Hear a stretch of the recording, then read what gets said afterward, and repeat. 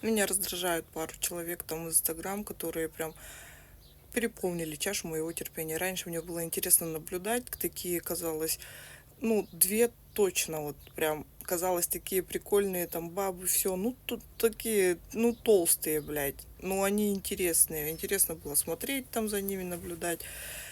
Похудели они. Одна стала продавать марафоны. И ни слова про уколы. То есть на Новый год она была очень толстая. И одна, и вторая, кстати. Они друг друга там не знают, но ситуации у них одинаковые.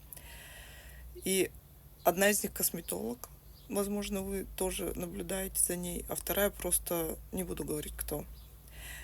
И вот эта вторая, которая помоложе, она похудела и сейчас начала продавать марафоны. На Новый год она была еще сильно жирная. Сейчас она стройная. И ни слова про уколы, ни одного слова просто.